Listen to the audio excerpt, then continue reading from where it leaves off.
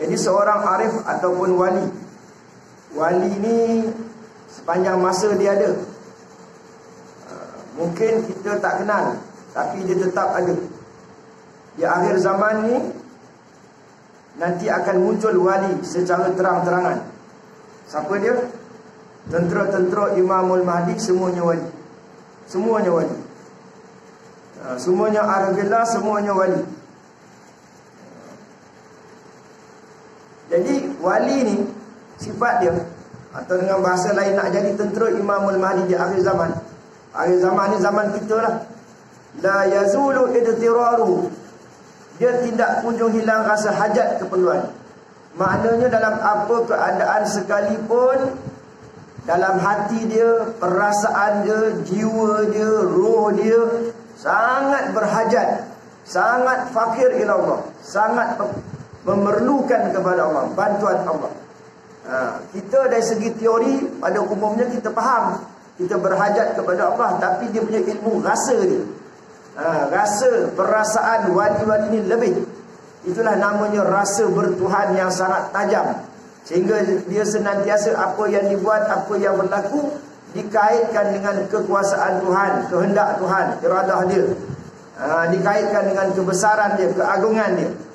Jadi bila dikaitkan begitu, perasaan dia ni, perasaan dia dari satu sudut apa? Dia ni sentiasa rasa hamba. Hamba lah, sebab rasa lemah, rasa tak boleh buat apa. Itu dia rasakan sangat. Rupanya dalam ajaran Islam ni, yang ramai orang dah tak faham atau kurang faham, apabila kita merasa lemah, merasa hina, merasa kurang, merasa berhajat kepada Allah, merasa banyak salah, rasa berdosa, semua itu Tuhan suka. Bagi kita ada masa-masanya. Kita nak rasa bangga dengan itu, bangga dengan ini. Kita rasa dah banyak berjasa, rasa selamat, rasa tidak bersalah, rasa tidak cemas, rasa tidak takut. Kalau kita ada perasaan-perasaan yang macam itu, itulah perasaan kita tu tidak sama dengan perasaan hati sanubari wali. Seorang wali ni, dia sentiasa berhajat. Rasa perasaan ini mendarah daging, menyelubungi penuh perasaan dia. Sentiasa nak perlukan kepada Allah.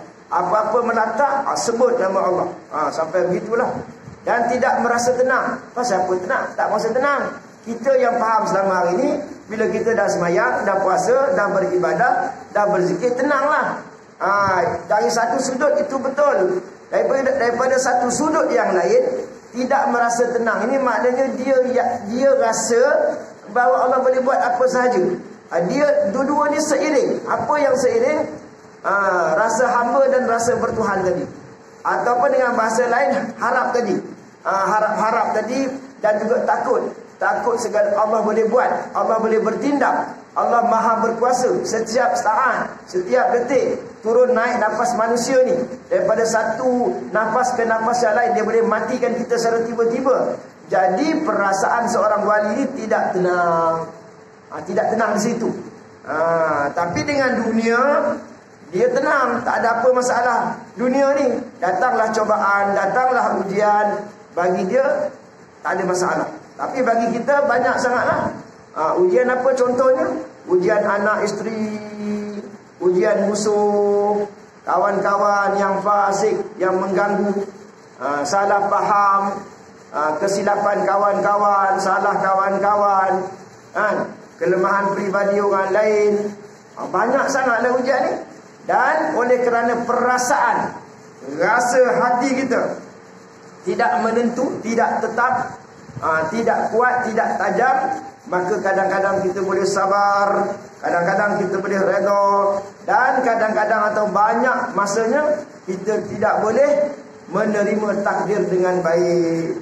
Ada peristiwa-peristiwa tertentu, ada perkara-perkara tertentu, kita boleh menerima takdir yang dengan baik. Ada masa-masa tertentu kita tak puas hati, kita keluh kesah, kita mengeluh, kita merajuk, kita tuding jari, kita salahkan orang. Ini kenapa? Kerana iman kita ni, ataupun disebut iman sini dikaitkan dengan tauhid, maknanya perasaan kita terhadap Allah belum lagi cukup mesra, belum lagi tajam lagi. Banyak nak kena mujahadah lagi. Wala yakunu ma ghairillahi qararahu, atau bersandar pada satu selain Allah Subhanahu wa taala. Dia tidaklah menganggap tu tidak bergantung, tidak terikat dengan sebab. Kita ni banyak bergantung pada sebab. Kita tengok, oh sebab ini, ini aku dah puasa ni, lepas ni tentulah begini, aku dah buat macam ni, tentulah begini. Maka kita bersandar kepada amal-amal kita. Jadi bagi wali-wali itu tak tepat. Mereka bukan begitu sikap tu. Sambungan ya. Seorang arif wali iaitu tetap merasa berhajat kepada Allah, sebab memang tidak ada sesuatu yang dapat memuaskan kepadanya selain Allah. Macam wali-wali, macam rasul-rasul, macam nabi-nabi, yang mereka suka, yang mereka bahagia ni, bahagia bersama Tuhan, bahagia bersama Allah, dapat membesarkan Allah, dapat menyembah, dapat berzikir, dapat berselawat, dapat beribadat, terkenang-kenang akan Allah. Itu kebahagiaan mereka. Kebahagiaan mereka itu yang dikaitkan dengan Tuhan. Itulah kebahagiaan rasul-rasul. Termasuklah ujian masalah yang datang bagi mereka, bagi rasul, bagi para nabi, al-anbiya, dan juga para awliya. Bagi mereka itu bukan masalah. Jadi kita kena tirulah, tiru wali. Kalau nak jadi tentera Al-Mahdi di akhir zaman, zaman kita ni, kalau nak jadi orang yang masuk syurga bighairi hisab, kalau nak masuk syurga dengan cepat, kalau tak nak masuk neraka, peluang tetap ada. Peluang kita, yang orang yang kata anak zaman ni, yang kita ni banyak masalahnya, banyak dosanya, banyak salah silap kita di masa yang silam. Sejak daripada balik, macam-macam dosa kita terlibat. Masing-masing tahu sejarah hitam kita lah masing-masing. Tapi di akhir zaman ni kita ada peluang. Jadi macam mana caranya Ustaz? Ini yang kita belajar malam ni. Kita sentiasa apa? Kita sentiasa terkenang-kenang, membesarkan Allah, mengagungkan Allah. Itu hiburan kita. Apa pun yang berlaku, baik buruk kita tahu, ini datangnya dari Tuhan. Mesti maksudnya baik. Apa pun yang perkara yang tidak elok, yang negatif, yang pada lahiriahnya macam nampak macam tak elok, tetap kita bersangka baik. Macam COVID-19. Sekarang ni COVID-19, ramai di antara kita yang takut mati. Jadi kena pakai mask lah.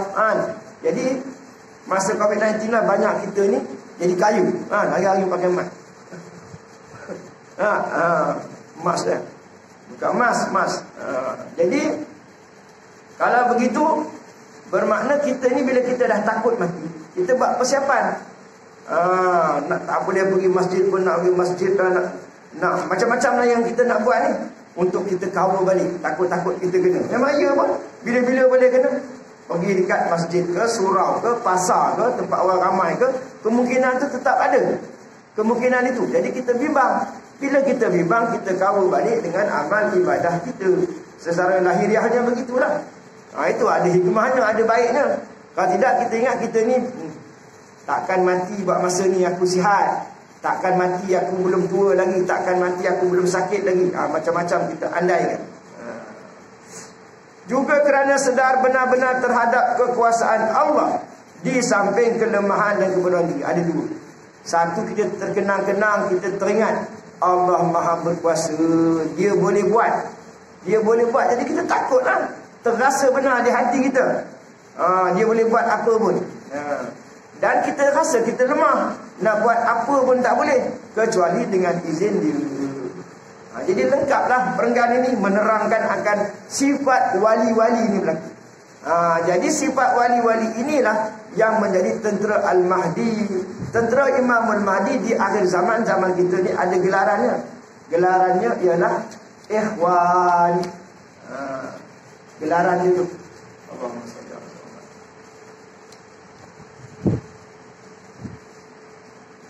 Hadis daripada Abu Hurairah, Nabi merindui akan ikhwani.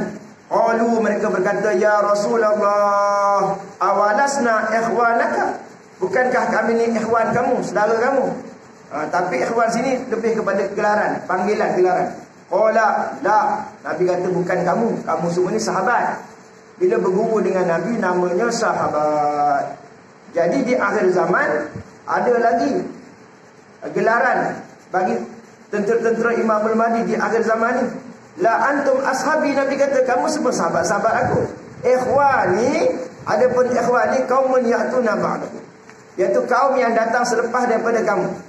Ya waddu ahaduhum, mawa mereka ni ikhwan ni mereka sangat nak law yashtari ru'yati bi ahlihi wa malihi wa fi riwayatin ukhra amanu bi wa lam yarawni. Mereka ni apa? Sanggup menjual keluarga, sanggup menjual harta untuk bertemu denganku. Mereka tidak berjumpa denganku tapi beriman denganku. Ni ikhwan di akhir zaman. Zaman ni tu. Jadi wali-wali ni, satu lagi nak tahu, dia bukan wali-wali ni dia sendiri, maksudnya dia sendirilah tanpa berguru. Itu yang kita mungkin faham. Oh, dia beramal jadi wali. Tak begitu. Biasanya lah, sejauh pengamatan saya, kajian saya, melalui pembacaan saya, semua wali-wali ni ada guru dia. Sebelum jadi wali dia ada guru. Hatta ulama-ulama yang hebat macam Imam Ghazali, Imam Syafi'i, dia pun ada guru.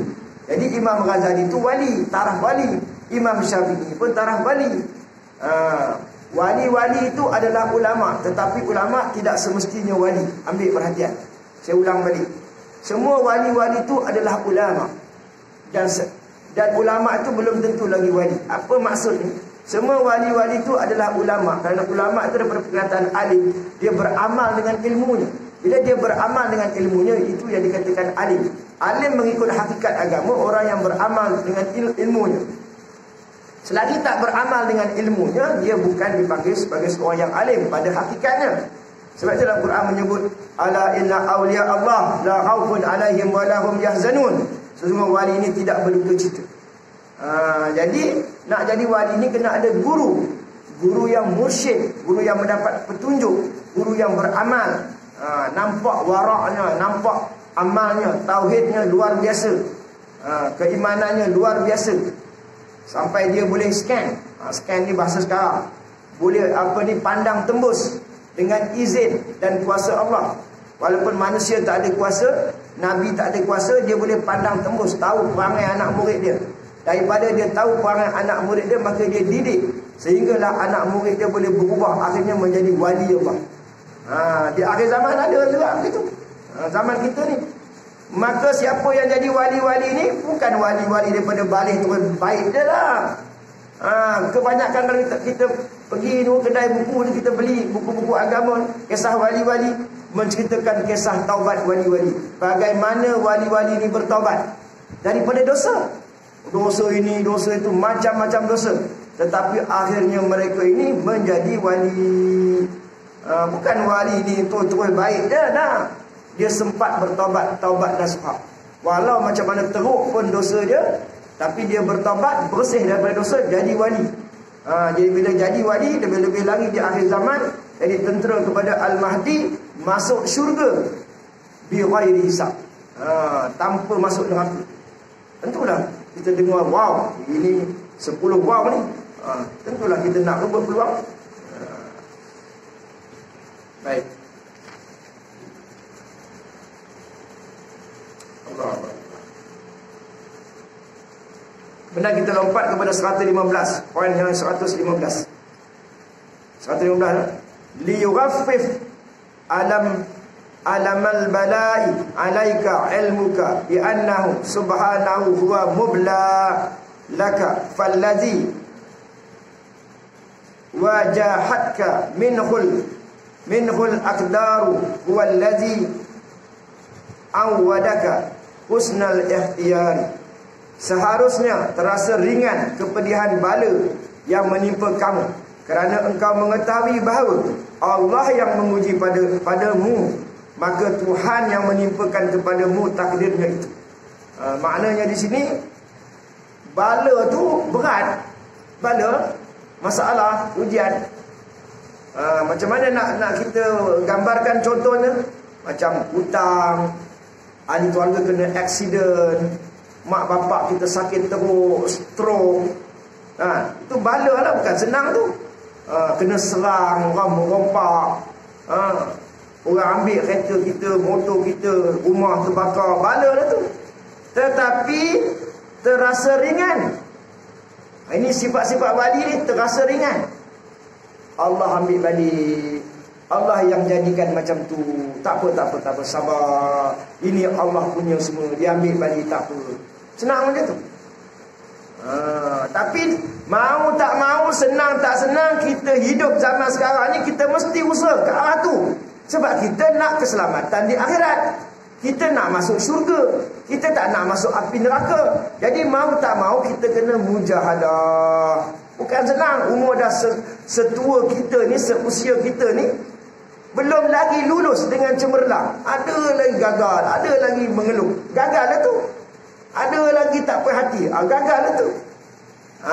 Kerana engkau mengetahui bahawa Allah Subhanahu wa ta'ala yang uji kita, maka Tuhan yang menimpakan kepadamu takdirnya itu. Dia pula telah biasa memberi kepadamu sebaik-baik apa yang dipilihkan untukmu. Maknanya sebelum ni dia bagi yang bagus-bagus daripada kita, bagi nikmat. Hidup ni macam roda, silih berganti. Silih berganti. Ada masa dibagi nikmat, kadang-kadang kita terasa apa? Tak ada duit. Bagi orang yang pengalaman macam tu, setengah orang ni memanjang ada duit, kan? Setengah orang dia rasa dah kering, dah tak ada duit, tak ada apa nak dimakannya, kan? Jadi dia pun bimbang, dia pun cemas. Supaya apa? Supaya kita pun cepat-cepat bergantung kepada Allah. Ya Allah, tolonglah aku, anak aku, keluarga aku. Macam-macamlah kita minta dengan Tuhan yang Maha Kaya, supaya dia boleh menyelesaikan masalah kita. Kadang-kadang dia bagi bala, kadang-kadang ada hikmah besar. Dia bagi bala, dia bagi ujian, dia bagi cabaran, supaya kita lebih hampir kepada dia. Sebab itu seorang wali pernah berkata, dia kata apa? Apabila dia timpa bala yang besar, maka dia kata, ya Allah, kenapalah engkau pilih aku ni, yang lemah ni kau bagi hadiah kepada aku. Dianggap penyakit ke, bala ke, kematian ke, itu hadiah bagi dia. Yang engkau biasa bagi pada para wali, engkau hadiahkan kepada aku. Kalau tak boleh jalan, kaki dipotong, terima kasih ya Allah, kau hadiahkan kepada aku semua ini. Sedangkan itu selayaknya kepada para wali. Sebab wali ni sabar bagi pada kita. Jadi selagi kita tak boleh faham, dengar telinga kanan, keluar telinga kiri, kita rasa biasa je. Sampai bila nak biasa? Kita ni kena beramal, kena mujahadah. Kubur dah panggil kita, dah makin lama makin dekat ni. Kita dah makin tua, penyakit macam-macam penyakit ada. Kadang kita tengok dalam WhatsApp tu, ni dia ubat, ni dia itu. Ada makan-makan tak juga, nak cepat sangat sembuh. Tapi rupanya hikmah Allah bagi bala tu supaya kita dekat dengan dia. Hikmah dia besar. Abu Ali Ad-Dakak berkata, suatu tanda bahawa seorang itu mendapat taufik kurniaan Allah Subhanahu wa ta'ala ialah terpeliharanya iman tauhid di waktu menghadapi bala ujian bencana. Jadi mulai daripada saat ini, sempena dengan bulan Muharram ni, bulan kemenangan kepada pejuang-pejuang Islam tulen. Apa maksud pejuang Islam tulen ni? Di akhir zaman nanti, zaman kita lah, akan berlaku kemenangan kepada pejuang-pejuang Islam. Sama ada di awal Muharram atau di pertengahan Muharram ni. Awal Muharram lagi 20 hari bulan sampai 20 bulan 9, 10 hari 10 awal Muharram. Kemudian pertengahan Muharram atau akhir kemenangan pejuang-pejuang Islam. Maka di akhir zaman ini berlakunya kemenangan bulan Muharram itu ia apabila satu pemimpin yang dijanjikan, yang diisyaratkan, yang disebut gelarannya dalam hadis, akan dapat suatu kuasa daulah, kuasa negara. Bila dapat kuasa negara, dia diberi kuasa tanpa perang, tanpa menjatuhkan orang, tanpa rebut kuasa. Maka kuasa itu diberi kepada Imamul Mahdi. Ini tak berlaku lama, akan berlaku tak lama lagi ni. Jadi balik kepada ni, waktu menghadapi bala ujian bencana ni, iman dia biasa je, dia tetap. Allah uji daripada yang kecil sampailah macam-macam yang kita hari-hari kita mengalaminya. Ragam anak, ragam isteri, masalah saudara mara, bergaduh dengan saudara mara, dengan kawan-kawan tak sependapat, ujian tu. Tapi macam mana tauhid kita masa? Kita faham semua yang berlaku ni, ini semua asam garam hidup ni semua adalah dari dia nak uji iman kita. Jadi kita tak boleh lah semayang juga, puasa juga, tahajud Tuhan buat juga. Tapi bila kena ujian, udah terbarai iman kita, terbarai tauhid kita. Dah tak boleh sabar, dah tak boleh kita redha. Mula kita marah, tension, bengang, ngamuk, tak puas hati, salahkan orang, mengumpat orang, mengutuk, menghina orang. Ini makna terbarai lah. Makna inilah maknanya tauhid. Dia tak ada iman dia tu nipis, dia tak boleh pertahankan tauhid. Makna tak boleh anggap itu semuanya dari Allah yang maha baik, ada hikmahnya. Dia tak boleh sabar. Maka macam mana nak jadi wali? Macam mana nak jadi tentera Imam Mahdi? Jadilah orang biasa. Macam mana orang biasa tu Ustaz? Orang biasa tu macam umumnya lah, secara umum orang awam. Semayang, puasa biasalah, tahajud sekali-sekala, bangunlah, buatlah. Tapi bila mari ujian apa? Mengamuk, mengeluh semacam. Jadi di padang mahsyar lamalah kita di sana. Jadi di sini maknanya kita kena apa? Kita kena berjuang, mengatasi, mujahadah masalah-masalah tu sehingga kita jadi orang yang tenang, orang yang boleh relax. Apa? Ni iman ni aksidan ni. Kita relax. Aksidan kat mana? Boleh sabar, relax. Dekat hospital tak apa. Nanti abang siap-siap. Tak adalah, dia tahu dah.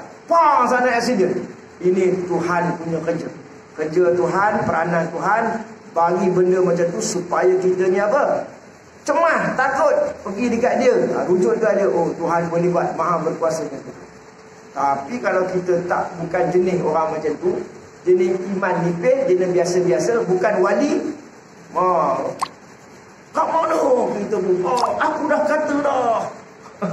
Jangan ambil kereta tu, jangan ambil motor tu. Inilah dia. Anak memang kurang ajar gitu. Jadi tuan-tuan, kita ni yang masih hidup sekarang, umur tak ke 5-60, peluang yang amat sangat kecil. Kita ni ada filem tuan-tuan. Tajuk filem ni semua orang akan bawa filem. Siapa aku yang sebenar? Siapa aku yang sebenar? Semua orang ada filem tu bawa esok di padang mahsyar. Dipertontonkan di hadapan Tuhan Allah yang Maha Agung, dan semua penduduk bumi akan tengok kita punya filem siapa aku yang sebenar. Perangai kita zahir dan batin semua ditunjukkan. Jadi kita bersyukur ni, sebab kita hidup lagi, ada peluang. Peluang taubat ni ada dua juga. Ini yang kita risau juga. Saya dengar ni azal satu ustaz dulu cerita. Taubat ni macam ni.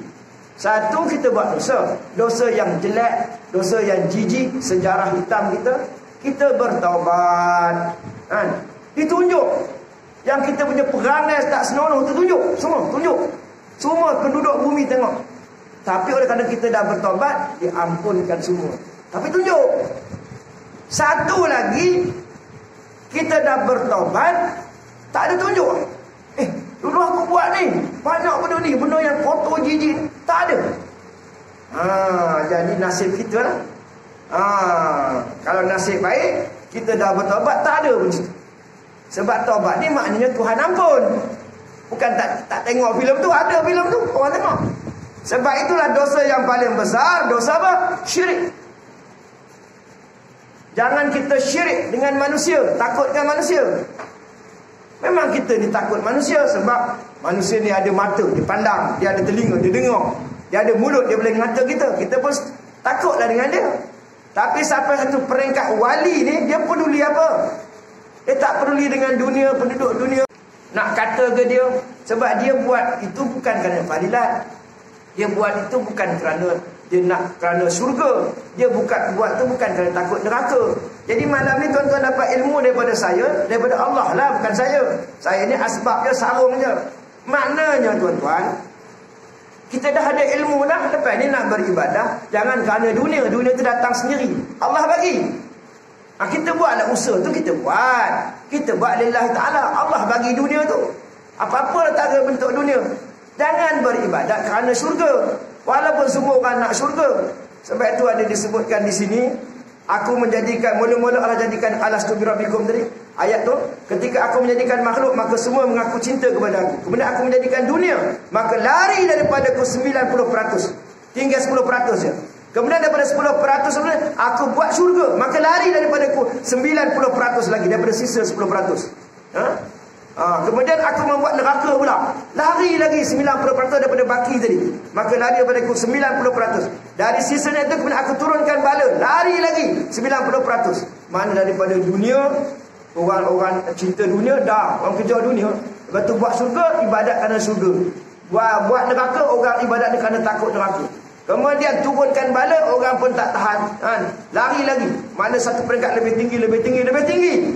Dan akhirnya, maka aku berkata kepada sisa yang tinggal, kata Allah, dunia kamu tak nak, syurga kamu tak suka, neraka kamu tak takut, dari bala musibah juga kamu tak lari, maka apa yang kamu nak?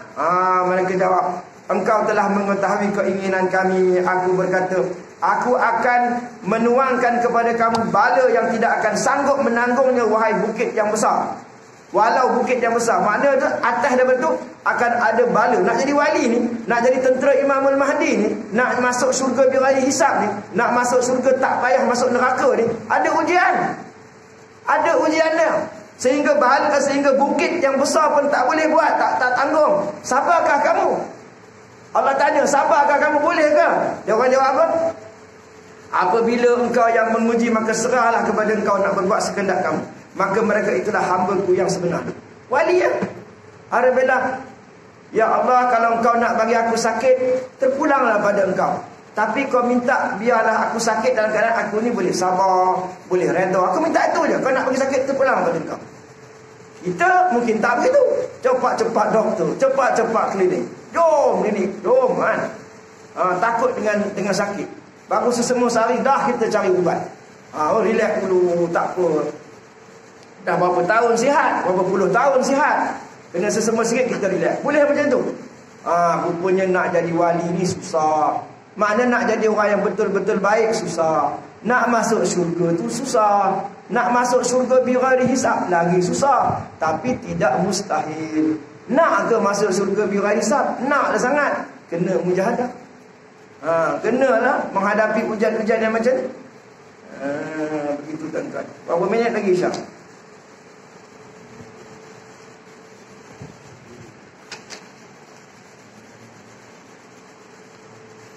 Berapa minit lagi? 4 minit. Kita berhenti ni lah. Sebelum Isya. Jadi rumusan daripada apa yang kita belajar ni, kita nak beramal. Kita dah tahu sifat wali-wali ni, sifat orang yang kenal akan Allah, baik buruknya. Datanglah nikmat ke, nikmat datang ke, ujian bagi dia orang sama. Dia boleh macam tu. Kita belajar lah. Saya pun dah tua ni, baru nak belajar mujahadah. Sama je, nikmat ke, ujian orang mengata kita, mengutuk kita, fitnah dengan orang memuji, sama je. Boleh sama. Kalau sembang kedai kopi dengan kawan yang luk-lak ni, memanglah kita selalu bergurau. Kita kata, mana maunya. Tengok memang itu kan, mana maunya. Tapi sebenarnya boleh je.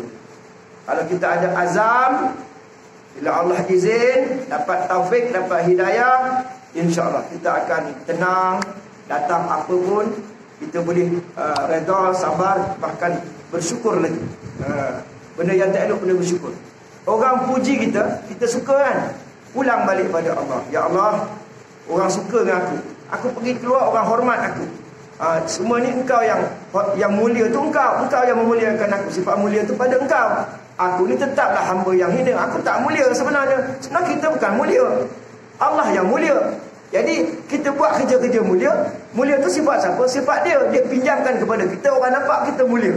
Kita tetap hina dengan dosa kita, dengan menjadikan daripada air mani yang hina. Kita ni hamba. Apa yang kita nak pertahankan diri kita ni apa? Masa kita tak ada dulu, Allah SWT jadikan kita. Ada sebab amal kita.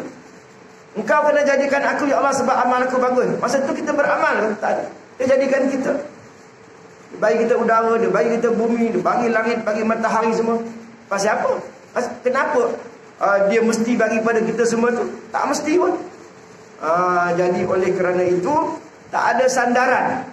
Dan akhir sebelum saya tutup majlis ni, saya teringat satu kisah dalam kitab Tambihul Ghafilin menyebut bahawa kata sahabat kepada sahabat yang lain, iaitu Sayyidina Umar, wahai Umar, ketahuilah olehmu, sekiranya engkau membawa 70 amalan Nabi, engkau bawa 70 amalan Nabi sekalipun, nanti di padang mahsyar engkau tetap akan rasa diri engkau tidak ada jaminan selamat, langsung tak ada jaminan. Walaupun Sayyidina Umar bawa 70 amalan Nabi ikhlas lillahi ta'ala, nanti di padang mahsyar engkau akan rasa diri engkau sendiri rasa tak ada jaminan selamat langsung. Apa makna kalam ni? Maknanya kita ni tak boleh bersandar kepada amalan. Sebab amalan 70 amalan Nabi, siapa yang gerakkan? Kuasa siapa? Anugerah siapa? Kehendak siapa? Jadi semuanya Allah SWT. Sebab itu Nabi masuk syurga, saya ulang balik, kerana rahmat. Sahabat masuk syurga dengan rahmat. Wali-wali masuk syurga dengan rahmat. Habis kita bukan dengan amalan. Itu sebab bawa 70 amalan Nabi di padang mahsyar takut, menggeletar. Sebab hanya yang menyelamatkan Allah semata-mata. Yang syafaat-syafaat Nabi tu hujung-hujung. Bila kita dah tak ada amalan sedekah kita, yang tu hujung, biasanya hujung-hujung. Bukan mula-mula nak sedekah tolong, nak mula-mula syafaat tolong. Nak kira dulu dosa-dosa kita. Kan biasa kita macam kita lah hidup susah. Bila kita hidup susah, bila bantuan datang, nak bayar hutang, nak bil itu, bil ini, nak itu, nak ini, susah. Last sekali the ending tu baru Allah datang. Syukur, alhamdulillah, selesai masalah kita. Bukan mula-mula tu dah selesai. Itu pengalaman kita semua. Biasanya macam tu. Jadi tuan-tuan, kita tak bolehlah rasa amal ibadah kita ni dah bagus.